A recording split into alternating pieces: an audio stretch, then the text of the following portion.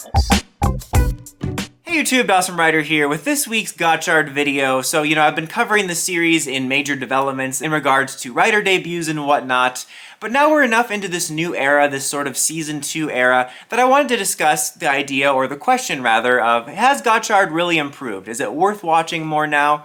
I would say yes, to a degree. I have my own unique perspective. Not unique, but I think watching Rider so long has made me a little bit more jaded in a certain way. But I do want to give credit where credit is due, is that it has improved. I still have my problems with the series, namely Hoto, of course, which I want to take a minute to talk about. And I know I give him a lot of heat, and honestly, I'm sorry, I just don't like him. Like, he just appears on screen, I'm like, I just want to punch you. And I get it. I know I can sometimes seem too harsh. I've been mainly just bringing it up because sometimes it's just not helpful to vent because of how much I dislike him, that I get to throw a little jab here and there. But also, sometimes when I bring it up in the recent reviews, it's to highlight the fact that even though the show has improved, he really is one of the main things dragging it down. And if you've watched any of my reviews, whether it's Sentai or Rider, you know that I don't like eccentric toku leads. I just don't. Their entire character is like probably my least favorite type of character in fiction, to be honest. But Hoto is, I think, for me, one of the worst. Just, again, this is for me. Everyone's going to interpret the performance differently. But for me, it's one of the worst performances I've seen. It simultaneously reminds me of Takaharu from Ninja, where it just feels like he's not capable of giving it a performance that embodies that type of character in a believable way. And he also is just, God, he's so pathetic. Like, there's never any moments where I feel his heroism. He just feels pathetic. It's like, God, I almost want to beat you up. I also feel there's an element of that, like, tell, don't show, which was also a problem with Toma from Saber, who I also am not a huge fan of Toma. I think his personality was more tolerable because he just didn't seem so pathetic. But they had that same problem in that series where they were constantly telling me why the character was special rather than showing me. Like, I can't think of a moment in the series, like, even trying to set aside my dislike for Hoto, where they've shown me, like, why I should believe in him. As I mentioned, I don't like this type of character, but there has been examples in both Sentai and Rider where I can at least get behind their performance or respect them to a certain degree. To use two Rider examples, Gentaro from Forze, I actually thought I was going to hate him going in, and I actually ended up liking him at the beginning.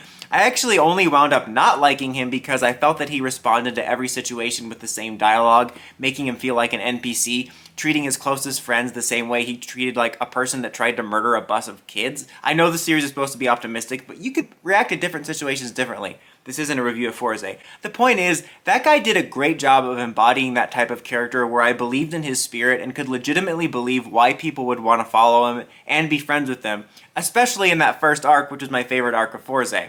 Also, Aruto. I've often referred to Hoto as Discount Aruto because they're kind of similar in the sense that you just swap out Aruto's goal for Humagears for Chemis, and you water him down and make him pathetic, and you have Hoto. But Aruto, sure, he annoyed me sometimes, but actually that was one of the more eccentric leads that annoyed me the least. I believed in his performance, the series gave me reason to understand why he would support Humagears, even if I don't agree with it because of his past, and he often would be kind of funny. So those are two examples of characters that, even though I don't like those types, the performances and presentation was enough so that there was moments I could like him, or at least, objectively understand why he was liked. I just wanted to describe that a little bit at the beginning in regards to my negatives, because my only primary two negatives, outside of I think that they have a really bad time with balancing forms too fast, is just Hoto and the fact that the series is terribly generic. Like, the only thing I can think of that is unique is Gotchard Day Break, but I can't think off the top of my head of any future Rider, future version of the main protagonist Rider showing up stories in Rider, but that's also a pretty generic trope I've seen in other series. But this video is supposed to be positive. Has Gotchard improved? I just wanted to highlight what my problems were, which is Hoto and the genericness. And even though the generic aspects have continued in regards to, I can't think of any of the plots going on that are truly unique, but that could be a personal problem, which I'll get to at the end. The series has significantly improved since the arrival of Gotchard Day Break. That was probably my favorite thing. I think that definitely brought some interesting intrigue and also brought a cool character, some cool story beats going into Hoto's next form. All the stuff with Valverod's been really great. They've done a good job with his development and his journey to becoming a writer. I've really enjoyed the introduction of his mentor character, getting Majade more involved. She had a generic debut, but she's also been a lot better better. You know, the villains have always been a strong point of the franchise, but introducing this other new villain and a little bit inner conflict with them, as well as the status quo change with Minato and the Academy, and they've also started to answer more questions and bring up more questions about the past. There certainly is a lot more going on than I would expect, and I definitely think as it improved. Even though both this era and the previous era were generic, this one is much more expected. I think that's the thing about the early era that was even more generic, was how little there was going on. Like, outside of the forms being introduced, there was hardly any foreshadowing or any like progress on any of the main stories. It was very few and far between. This feels much more in line with what Rider is like. As in even past series that I wasn't enjoying much, there was always more serialized wheels turning, and that definitely feels much more like we have going on right now.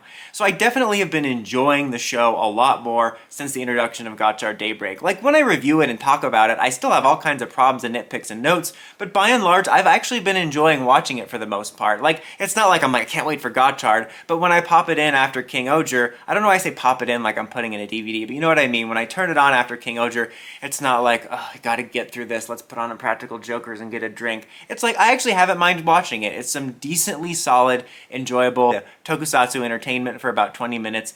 While I'm not engaged in the mysteries and stories where I'm thinking about it in my off time, I definitely am invested enough to enjoy watching it, and I have to say I am happy with that, especially with the recent Valvrod arc and Daybreak. I've really been happy to be enjoying it more.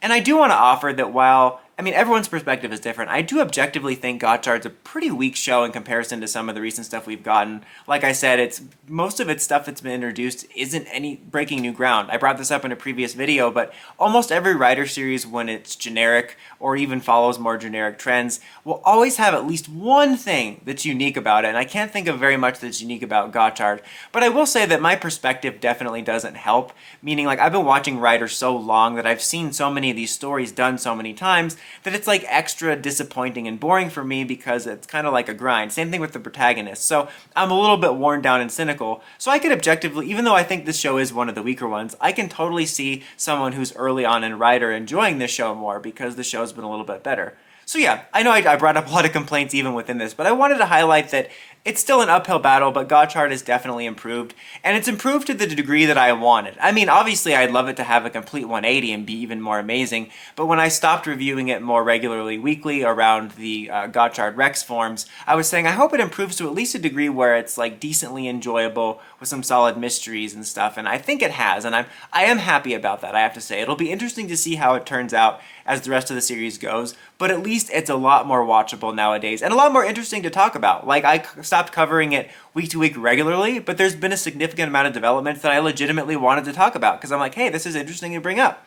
But what do you guys think? Has Gotchard improved enough for you, or does it still have a ways to go? Let me know in the comments. As always, until next time, don't forget to like, comment, subscribe, and climb the steps to ring that bell to get notifications for my videos. Dawson Rider, signing out.